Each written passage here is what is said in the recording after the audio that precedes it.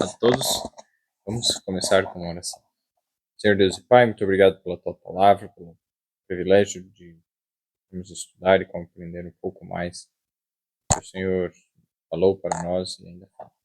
Peço teu Espírito estar presente, ilumina nossos olhos, faz-nos entender, conforme a tua promessa. Senhor, guiaria o Espírito Santo, o Espírito da verdade, ele nos guiaria a toda a verdade. Então guia-nos a toda a verdade, por meio do teu Espírito, que é o Consolador, o céu enviado a cada um de nós. Pedimos com fé. Acrescenta-nos a fé e agradecemos porque já nos ouviste e respondeste em nome de Jesus. Amém. Então, vamos lá. Segundo Crônicas agora. Segundo Crônicas, capítulo 6, o verso 20. A minha amada Deus. Que os teus olhos estejam dia e noite abertos sobre este lugar, e de que disseste que ali poria o teu nome, para ouvires a oração que o teu servo ora neste lugar. Obrigado. Então veja só, aqui Salomão orando a Deus, colocando que os teus olhos estejam no dia e noite abertos sobre este lugar. Então, é uma maneira de dizer que Deus estaria prestando atenção ao que acontecesse ali, prestando atenção a quem fosse lá e orasse, pedisse, e ouvisse quem estivesse lá pedindo algo a Deus. Então, os olhos, eles indicam bastante a direção dos olhos, nosso olhar. Por isso que muitas vezes quando você está conversando, nós estamos conversando com alguém, e aquela pessoa não olha em nossos olhos, fica olhando para um lado, olhando para o outro, e é algo muito importante, nós precisamos do contato visual. Parece que a pessoa não está interessada, não está focada, mas aqui Deus mesmo disse, e Salomão está reivindicando essa promessa de que Deus estaria olhando ativamente, fixamente. E isso é algo importante também que nós fazemos. Quando é algo importante para nós, ou alguém importante para nós, estamos olhando fixamente, né, e não ficarmos desviando os olhos. E agora, vamos continuar aqui. 2 Crônicas 7, do 15 ao 20. Sequência um pouco maior de versos, 2 Crônicas 7, do 15 ao 20. Diz: Agora estarão abertos os meus olhos e atentos os meus ouvidos à oração deste lugar. Porque agora escolhi e santifiquei essa casa, para que o meu nome esteja nela perpetualmente. E nele estarão fixos meus olhos e o meu coração todos os dias. E quanto a ti, se andares diante de mim, como andou Davi teu pai, e fizeste conforme a tudo o que te ordenei, e guardares os meus estatutos e os meus juízos, também confirmarei o trono do teu reino, conforme a aliança que fiz com Davi, teu pai, dizendo: Não te faltará sucessor que domine em Israel. Porém, se vós vos desviardes e deixardes os meus estatutos e os meus mandamentos que vos tenho proposto, e fordes e servirdes a outros deuses, e vos prostardes a eles, então os arrancarei da minha terra, que lhe dei, e lançarei da minha presença esta casa que consagrei ao meu nome, e farei com que seja por provérbios e motejos em todos os povos. Mais dois versos, verso 21 e 22. E desta casa que é tão exaltada, qualquer que passar por eles se espantará e dirá: Por que fizeste o Senhor assim com essa terra e com esta casa? E dirão: Porque deixaram o Senhor Deus de seus pais que os tirou da terra do Egito, e se deram a outros deuses, e se prostraram a eles, e os serviram. Por isso, ele trouxe sobre eles todo esse mal. Muito obrigado. Então aqui nós vemos, sim, Deus estaria com os olhos fixos ali, mas isso não quer dizer que agora eles eram os privilegiados e não tinha nada, não tinha nenhum dever da parte deles. Eles tinham deveres. E essas bênçãos tinham tinham condições para serem cumpridas e recebidas. Essas bênçãos recebidas, as promessas cumpridas. Então, quando Deus ele pega e diz, nesse último verso, se acontecesse do povo rejeitar o que de fato aconteceu, o que deveria ser dito? O próprio Deus está dizendo que eles deixaram o Deus de seus pais, que tinha tirado eles da terra do Egito, e se deram a outros deuses, e se prostraram a eles e os serviram. Houve uma traição. Então é isso que nós devemos dizer. Por que aconteceu tudo o que aconteceu com Israel? Porque eles traíram o verdadeiro Deus. E o verdadeiro Deus, no Antigo Testamento, diversas vezes, apontou para o Jesus, o Messias, que viria, indicou, profetizou e predisse. E quando veio o Messias, esse mesmo povo que já tinha feito isso, já tinha acontecido um monte de coisa ruim, mas voltou, Deus teve misericórdia e tal, vai lá e ainda faz algo mais terrível. Rejeitam o próprio Deus em carne, que é Jesus Cristo. E quando isso acontece, aí eles selam o seu destino. Mas Deus ainda dá mais 3 anos e meio de misericórdia, conforme a profecia lá. A última semana profética das 70 semanas. Então, a última semana é o período de Jesus aqui, e os 3 anos e meio. Na metade da semana, Jesus Cristo é crucificado. E a última metade, a segunda metade, ele ainda dá um tempo de misericórdia estendido para o povo de Israel. E essa profecia se encontra lá em Daniel. Tem aqui no canal, caso alguém não conheça ou queira conhecer mais. Aqui no canal tem uma playlist de Daniel. Em Daniel, especialmente no capítulo 9, que vai se tratar dessa profecia, capítulos 8 e 9, esses 2 capítulos. E agora nós vamos continuar com, vamos ver aqui, 16, verso 9. 2 Crônicas 16, 9. Diz assim: Porque quanto ao Senhor, seus olhos passam por toda a terra, para mostrar-se forte para com aqueles cujo coração é perfeito para com ele. Nisso, pois, procedeste loucamente, porque desde agora haverá guerra contra ti. Isso aí, muito obrigado. Aqui o rei Asa, ele deixou de confiar em Deus e confiou no rei da Síria. Foi buscar auxílio no rei da Síria. Aí Deus disse, você fez isso loucamente. Por quê? Ele diz, os olhos do Senhor, eles fazem o quê? Passam por toda a terra. Deus está olhando para todos, contemplando a todos. Deus não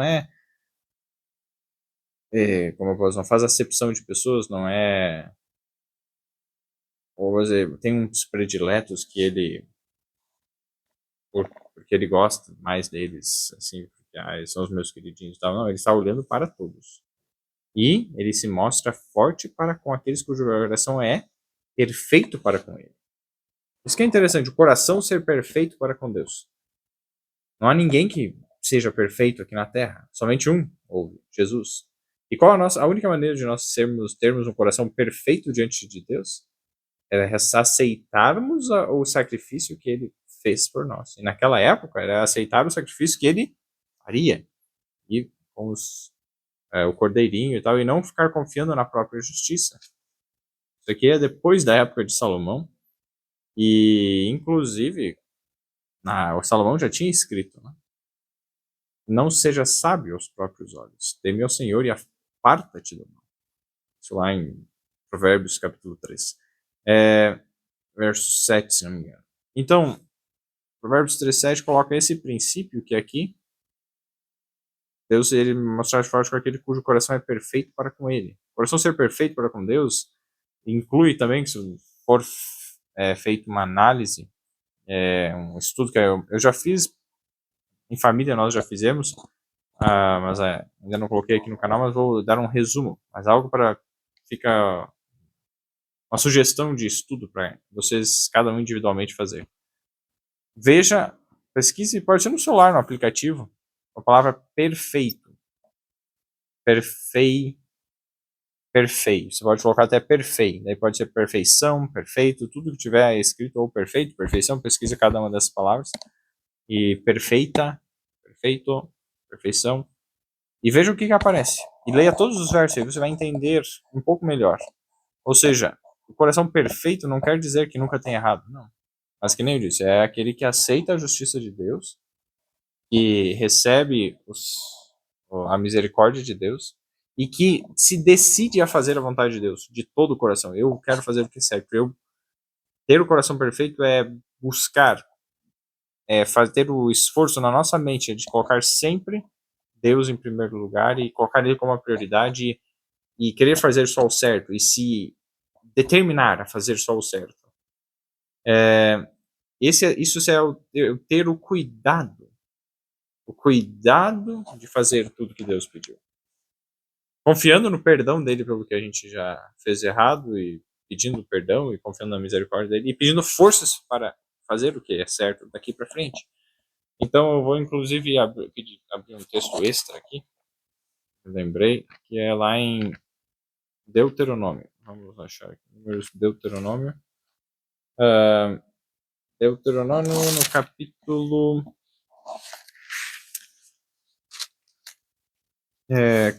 6, verso 25, o último verso do capítulo 6 de Deuteronômio. Aí nós lemos assim: E será para nós justiça quando tivermos cuidado de cumprir todos estes mandamentos perante o Senhor nosso Deus, como nos tem ordenado. Então vai ser para nós o que? Justiça. Vou fazer o quê? Quando tivermos cuidado de cumprir todos esses mandamentos. Então quando eu me determino, me esforço, eu tenho cuidado, eu valorizo, eu faço o possível que cabe a mim e o que posso com um coração humilde, não com arrogância, com presunção, mantendo um monte de coisa ruim no coração, não, mas pelo contrário, deixando de lado a maldade do coração e clamando a Deus para um coração novo, aí Deus coloca a sua justiça e considera isso como um coração perfeito. Isso é ter um coração perfeito perante Deus. Não é que eu nunca pequei, ou que eu nunca vou pecar, e não sei. Não. Essa perfeição somente Jesus teve, e é Ele que nos dá essa perfeição quando a gente faz isso que a gente acabou de comentar aqui. Muito interessante. Vamos lá. Claro, tem mais aspectos a serem abordados, estudados, eu deixo que cada um daí descubra no seu próprio estudo as profundezas, né, da palavra de Deus sobre esse assunto. Agora, segundo Crônicas 20, verso 12, 15 e 17. Nosso Deus, porventura, não o julgará? Porque em nós não há força perante esta grande multidão que vem contra nós, e não sabemos o que faremos. Porém, os nossos olhos estão postos em ti. Amém. Agora o 15. E disse: Dai ouvido todo o Judá, e vós, moradores de Jerusalém, e tu, ó rei Josafá, assim o Senhor vosso Deus diz: Não temas nem vos assusteis, por causa dessa grande multidão, porque a peleja não é vossa, mas de Deus. E o 17 agora. Nessa batalha não tereis que pelejar, prostai-vos, ficai parados, e vede a salvação do Senhor para convosco, ó Judá e Jerusalém. Não temas nem vos assusteis. Amanhã sairá-lhe ao encontro, porque o Senhor será convosco. Muito obrigado. Então, qual que era o dever deles nessa batalha aqui daí já do Jeosafá? Era não temer. E ele mesmo disse: Nós não sabemos o que faremos. Eles estavam com medo. E Deus disse: Não temas. Mas eles disseram algo: Os nossos olhos estão postos em ti. Então eles estavam olhando para Deus, pedindo auxílio, direção, guia, força, proteção. Então Deus se dispôs a não só guiar eles, ensinar o que fazer, estar com eles, mas a lutar por eles. E ele disse: Vocês não vão precisar fazer nada, estejam ali, confiem. Então, quando a gente olha para Deus e entrega os nossos problemas para Deus, faz o que a gente pode, porque se nós olharmos, ele fez o que ele podia. Chegou nesse ponto que ele já tinha feito o que podia, daí ele disse: Eu não sei, eu preciso da tua ajuda. Aí Deus supre. E o suprir de Deus é muito além. é esse reconhecimento. Então, não é falta de fé eu fazer o que eu posso, pelo contrário, isso é a cooperação. Isso é a demonstração de que eu sou grato a Deus pelo que Ele me deu de força, de sabedoria, e que eu vou usar isso. É uma demonstração para o universo que eu não sou preguiçoso, que eu não sou mimado, que eu não sou aquele lá que fica só querendo tudo de mão beijada e que é super egoísta, que é tudo. Não. Então, e pelo contrário, eu faço o que eu posso e o que eu não posso eu entrego para Deus e que eu confio nele, como uma criança confia no pai. O pai quer ver o filho crescendo, se desenvolvendo, fazendo as coisas por si, sim. Mas tem coisas que o filho não consegue fazer, que o pai chega, não, pode deixar que eu faço. E é exatamente isso, nosso relacionamento para com Deus. Então, e aí Deus fez grandes maravilhas nessa batalha. Tem outros versos assim, que são incríveis aqui, nesse verso 20, do próprio capítulo 20 do 2 Crônicas, né?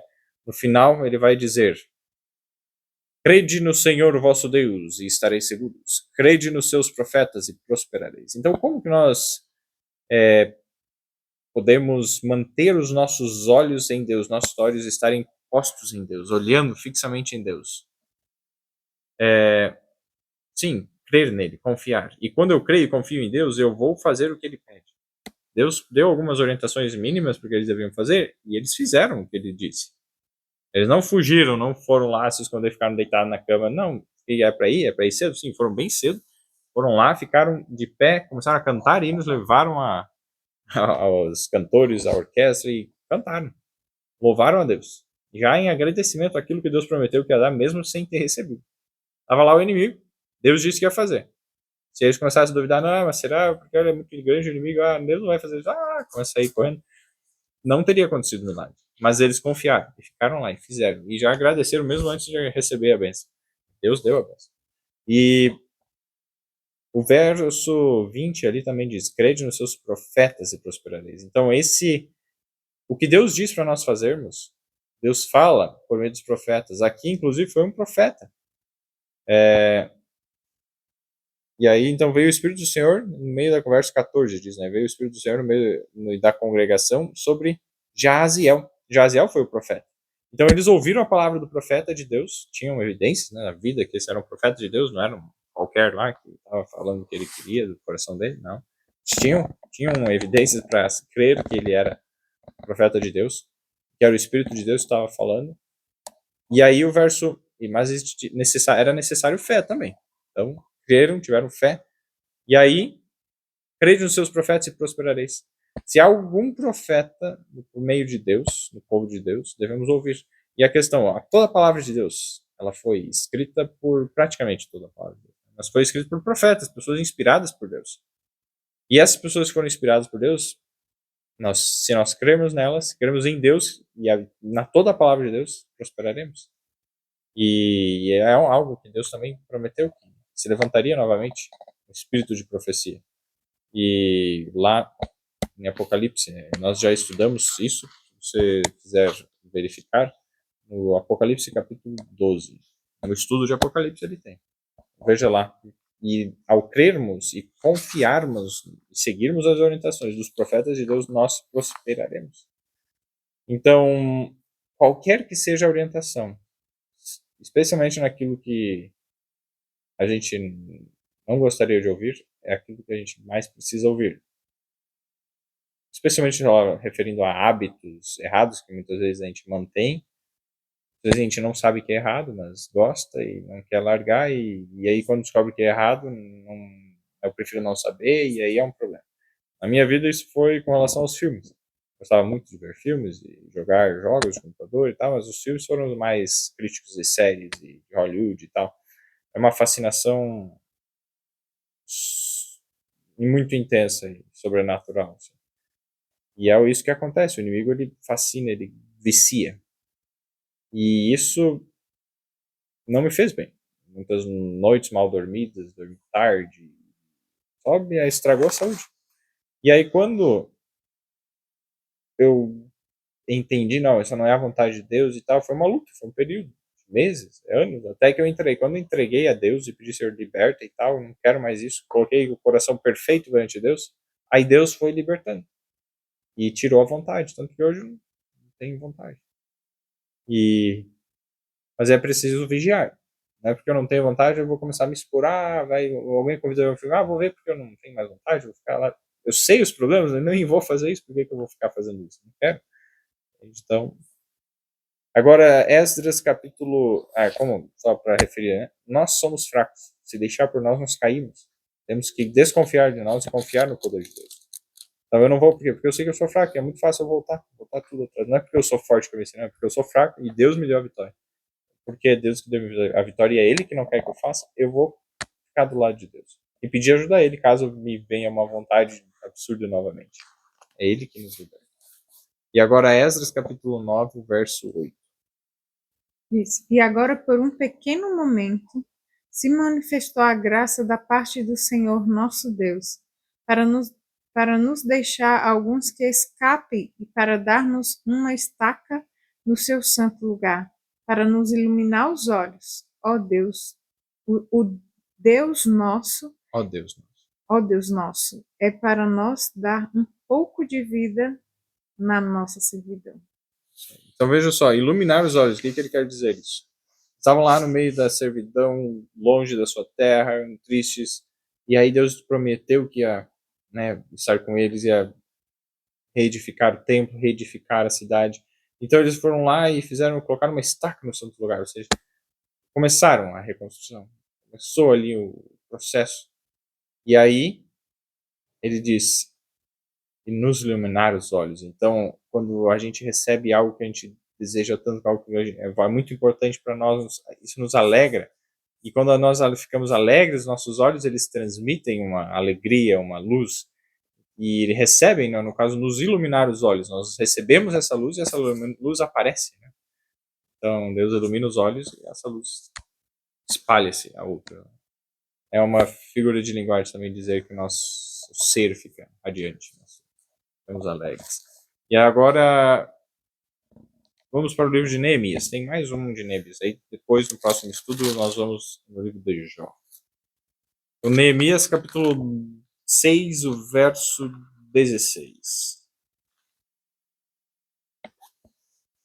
E sucedeu que, ouvindo-o todos os nossos inimigos, todos os povos que havia em redor de nós temeram e abateram-se muito aos seus próprios olhos, porque reconheceram que o nosso Deus fizeram estas obras. Amém. Então veja só. Aqui é a situação oposta, né? Porque aqueles que não eram amigos de Deus, não queriam saber de seguir a Deus, e eram inimigos daqueles que queriam seguir a Deus, os povos ali ao redor. Quando eles viram que Deus estava abençoando, e agora já em Neemias, um pouco mais para frente na história, alguns anos ali para frente, e os muros foram reconstruídos, e estava já andando a reconstrução de Jerusalém. Aí eles fizeram o quê? Os seus olhos se abateram muito a seus próprios olhos. Então, houve o semblante deles descaiu, ficaram abatidos, tristes, pesarosos. Por quê? Porque os outros estavam prosperando. Coisa ruim de nós ficarmos tristes. Ficar triste quando o outro prospera, quando o outro se dá bem. Isso não é de Deus. Literalmente não é de Deus. Se alguém, o nosso vizinho, algum conhecido, ele está prosperando, não devo ficar triste por isso. Mas eu ficar feliz pela prosperidade. Se alguém está prosperando no erro, fazendo coisa errada e tal, eu devo ficar triste e pedir, Senhor, tenha misericórdia, liberta. Mas aqui eles estavam prosperando na verdade, no certo. E eles ficaram tristes, ficaram furiosos, Então, devemos ficar felizes com a prosperidade no bem.